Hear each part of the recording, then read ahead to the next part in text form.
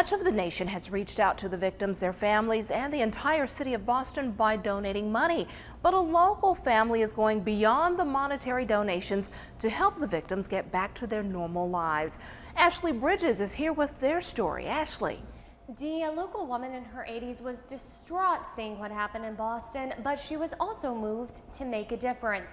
She realized that a condition that many of the victims may face is one she has witnessed firsthand in her home, so she came up with a very unique and unexpected way to give to Boston.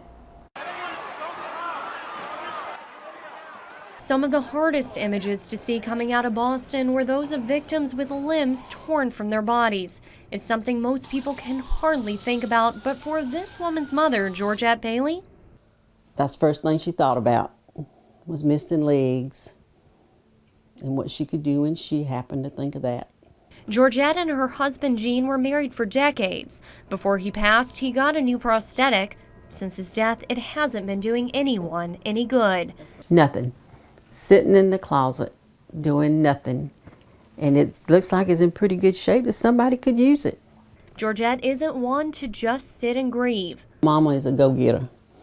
My mama's 80 years old and still cuts her own grass. Yeah, she is a go-getter, but it upset her, especially thinking about little children. She wanted to give the leg but didn't know how, so she called WJBF.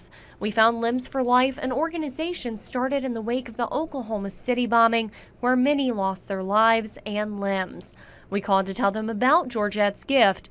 The executive director says it's more than a leg. You give a person a limb and you give them their life back. It might seem like a given that a victim would get a leg, but you can't take that for granted. An insurance company will not cover a prosthetic, or it will only cover one in a lifetime. A leg prosthetic is kind of like a shoe. They wear out.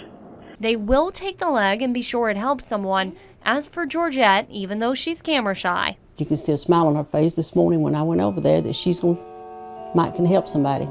And Georgette's unusual gift could get more people thinking about what to give. That was something different. Who would have thought? I have this sitting around. Who could use it? Who would have thought? Let's be glad Georgette did. Georgette's family believes there may be many more families in the CSRA with prosthetics who couldn't help. It may be a little dark to think about, but it can make a huge difference. We'd love to hear from you if you do and find a way to help you make a difference. Dee?